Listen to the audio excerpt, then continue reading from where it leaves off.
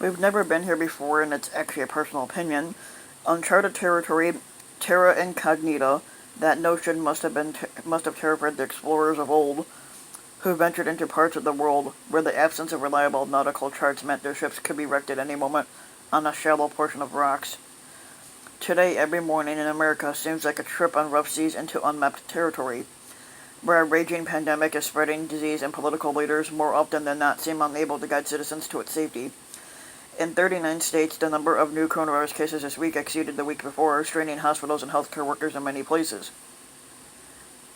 The fake president of the United States took a hands-off approach to the biggest crisis the nation has faced in decades, and he let his administration throw pot shots at Dr. Anthony Fauci, the infectious disease expert, who remains a trusted authority over Trump. A smiling Donald Trump posed behind the resolute desk in the Oval Office, endorsing a lineup of Goya food products after the chief executive of that company declared his support for the racist fake president. The governor of Georgia, Brian Kemp, said that he favored wearing masks, but signed an executive order Wednesday countermanding masks mandates imposed by local officials in his state. And a day later, he sued the mayor of Atlanta, Keisha Lance Bottoms, to cancel her order requiring them. Kemp ought to listen to black women and men. In this particular instance, the black woman of a COVID-19 victim, who happens to be the mayor of Atlanta, wrote Emory University law professor Dorothy Brown, while we all face risks from COVID-19, the risk that black Americans face is even higher. In what Peter Bergen called an unheard of move, Trump's trade advisor Peter Navarro wrote an op-ed attacking the administration's own expert that was published in USA Today, and it contained a number of misleading claims, as the newspaper's editorial page editor later said. The attacks on Fauci by Navarro are symptomatic of a deep problem in the Trump administration that begins with Trump himself, which is to prioritize wishful thinking over science, Bergen wrote. Instead of providing any element of national leadership to combat the coronavirus, the Trump White House is employing the oldest political tricks in the book, which is to shoot the messenger who brings unwelcome news. In this case, 79-year-old doctor. In this case, a 79-year-old doctor who 67% of the public trust to give them accurate information about the virus, as opposed to only 26% believe in Trump over it, according to a New York Times Siena College poll last month. Michael D'Antonio called attention to the difference between Fauci and Trump. One man, a dedicated public servant, offered his best analysis, and when new data emerged, corrected himself without hesitation so that lives might be saved. The other had dug into a "don't worry about it" position and has refused to budge, as the passing months have led the U.S. to become the leading global hotspot. On the same day as Navarro's op-ed, Trump's daughter, wife, and advisor Ivanka Trump made news twice. Jen Psaki wrote that she launched a tone-deaf campaign calling on millions of Americans who have lost their jobs because of COVID-19 to find something new. This is coming from a fucking cunt. This is coming from a fucking cunt who's never had to hold a job a day in her life. She doesn't know what it's like to struggle, for most Americans anyway, and she's telling them to find something new. Ivanka Trump has never taken out student loans. She's never subsisted on ramen noodles and scrambled eggs to make ends meet. She's never struggled to find a job, never received an unemployment check, as most Trump supporters do, and her call to struggling Americans to think outside the box and explore certain industries or reconsider the role of higher education and employment reflects her complete disconnect from the reality facing so many people right now. That evening, Ivanka tweeted a photo of herself holding up a can of Goya black beans, which Psaki said further cemented Ivanka Trump's place in history as simply a different version of her dad. For Julian Castro, the former Democratic presidential candidate, recalled childhood memories of walking into the kitchen to the smell of his grandmother's arroz con pollo with the side of frijoles. These were almost always empty cans of Goya beans on the counter.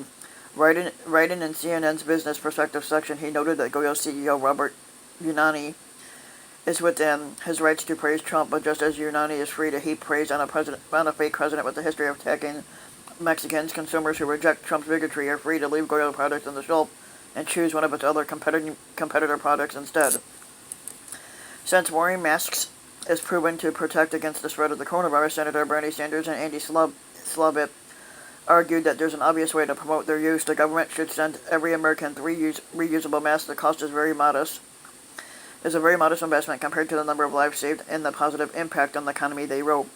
Larry Hogan, the Republican governor of Maryland, painted a damning portrait of the Trump administration's handling of the coronavirus in a piece for the Washington Post. I'd watched as the fake president downplayed the outbreak's severity and as the White House failed to issue public warnings and draw up a 50-state strategy or dispatch medical gear, saving ventilators from the national stockpile to American hospitals. He wrote, eventually it was clear that waiting around for the fake president to run the nation's response was hopeless. If we delayed any longer, we'd be condemning more of our citizens to suffering and death, so every governor went their own way, which is how the United States ended up with such a patchwork response. Experts had warned against two of the steps that the Trump administration has now taken on the coronavirus.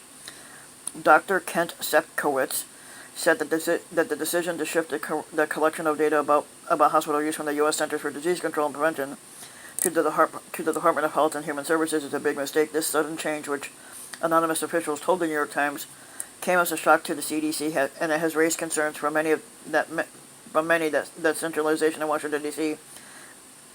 might allow deliberate misinterpretation or misrepresentation of the COVID-19 data for political purposes. Dr. Keiji Fukuda, a former Assistant Director General for Health Security at the World Health Organization, argued against the Trump plan to withdraw from WHO. It is the public health equivalent of shooting your allies during battle, he wrote. In the real world, no country acting on its own can handle today's major emerging infectious disease. They are too difficult, the global context is too complex, and the infections are able to cross borders too easily. When he's not doing his day job as a biologist, Aaron Bromage enjoys coaching youth soccer. He says, I love helping my players develop their skills and watching the joy they get from playing, he wrote, after losing the entire spring season to the pandemic. He says, I was thrilled when we were given the go-ahead by the state to resume training our teams again, but he was bummed when authorities decided this month that it wasn't yet safe to begin playing the game. Still, he understands that full return to youth sports risks spreading transmission of disease in the community, and that should force schools to stay closed this fall. No matter the precautions that we take, we put in place inside a classroom, Bergen wrote, we cannot open schools if there's a significant community transmission period. When the U.S. Supreme Court rejected this month the fake President Trump's claim of immunity against having his tax returns examined by a prosecutor in New York City, it was a vindication of the Constitution's checks on the presidential power, wrote Joshua Geltzer and Jennifer Taub, but then Trump almost immediately commuted the sentence of his friend Roger Stone, who's a criminal who has been convicted of obstructing an investigation that could have endangered Trump himself. Stone said that Trump knows I was under enormous pressure to turn on him, and it would have eased my situation considerably, but he says I didn't do that. To Geltzer and Taub, that's an admission of implicit quid pro quo bribery, an agreement to provide or receive something of value in exchange for an official act, and here Stone's silence in exchange for Trump's reprieve. In their review, the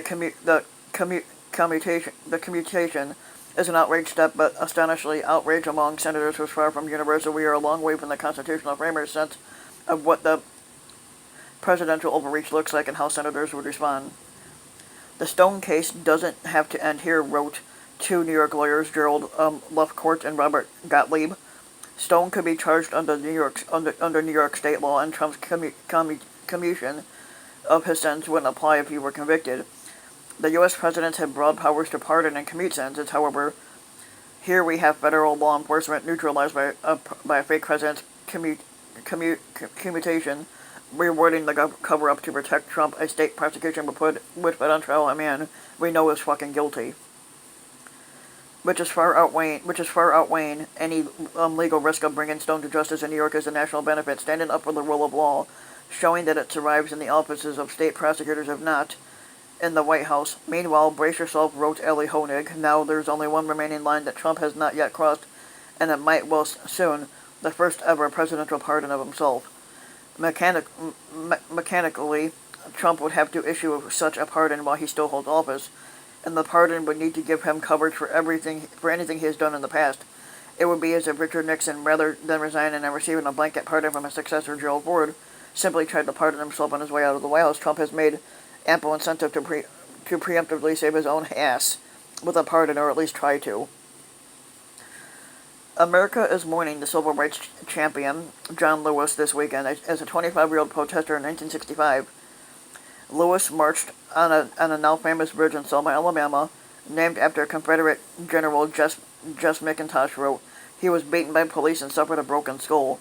The bridge should have been renamed a long time ago. Edmund Pettus was a domestic terrorist who fought in a traitor army for the right to claim ownership of human rights. Children aren't brought to Edmund Pettus Bridge to learn about him. Families now make the pilgrimage or teach the next generation that men like him can and did lose. That while these men wielded hideous and violent power, there were very brave people who linked arms and faced the violence together in their demand for justice. That heroes like Lewis put on his best $5 suit along with his trench coat and backpack and fought for black voting rights. The bridge should be renamed for Lewis, she said, and to honor the legacy of Lewis's life and go beyond symbolic change, we must restore the Voting Rights Act. Trump demoted his campaign manager, Brad Parscale, this week, a sure sign that he is worried about polls showing him running far behind his Democratic challenger, Joe Biden. The struggling economy and the loss of confidence in Trump's ability to lead the fight against COVID-19 are weakening Trump's standing in the key swing states, and even in some traditionally red ones. Maybe Trump has what political ad makers call the dog food problem, wrote Democratic strategist Paul Begala. The nutritionists concoct the healthiest dog food. The graphic designers create a cool logo. The engineers make an easy opening cam.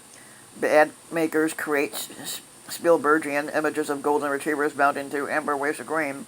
But there's only one problem: the dog won't eat it. Maybe Trump's problem is not Parscale. Maybe it's just fucking him. Juliana Silva and Bill McGowan observed that back in 2016, a Donald Trump Klan speech was like a triple espresso for his adoring audience. Not anymore. If his listless campaign event in Tulsa last month is any indication, the caffeine has been replaced by what we refer to as Ambien.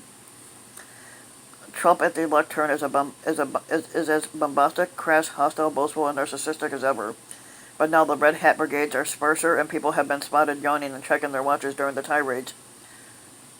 Since Trump announced his re-election campaign in June of last year, author Elizabeth Bass has received more than 712 fundraising emails from the president and members of his family supportive Republicans in Parscale when he was campaign manager. She's not a fan of Trump, but sent in her email address out of curiosity. Along with the messages about how special I am, come emails steeped in shame and disappointment. She wrote, "Did I make a mistake in trusting you?" they asked. "Where have you been?" Son Eric Trump asks. "Each day my father sees an updated donor list, and each day he notices that you still haven't contributed. He asked me to reach out and offer you one more chance to get on the right side of history with us. And technically you guys are on the wrong fucking side of history. It is as though I have been inducted into a dysfunctional family where folks love me but are also very disappointed in me. Can't I just be the nicest one's dad for dad's sake? Can't I write a call or send money?" One thing went right for Trump politically this week. The Attorney General, he rebelled and fired Jeff Sessions, lost his bid for a chance to recapture a U.S. Senate seat in the Alabama primary. Republican politicians have frequently been asked if and when they would speak out against Trump's behavior, wrote Doug Hay, that many of them, particularly those from red states, haven't yet said much about the current state of the Republican Party, that the ballot of Jeff Sessions could explain their reluctance. If Biden is to beat Trump resoundingly, wrote former Senator Al Franken, he has to put forth a program that people can rally around. We must restore Americans' confidence in our ability to solve problems and make progress. Most Americans want to build on Obamacare, not abandon it. We want our government agencies run by competent professionals, not crooked cronies. Former Senate Majority Leader Harry Reid is a supporter of voting by mail in November, but that won't go far enough to ensure a fair election, he wrote. Moving to a vote by mail in states that have never held what they call mail-only elections before risks leaving out key eligible voting groups, including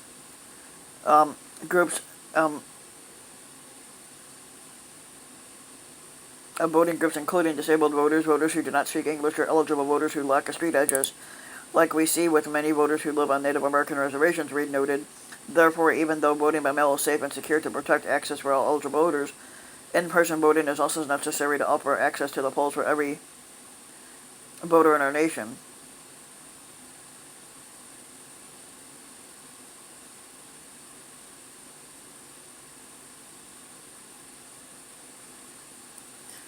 And the last part is the world population surprise. Forget the forecast that the world's population will top 10 billion by the end of the century. Actually, forget that part. I don't know why that was even put in here, but that shouldn't be. But, okay, hold on.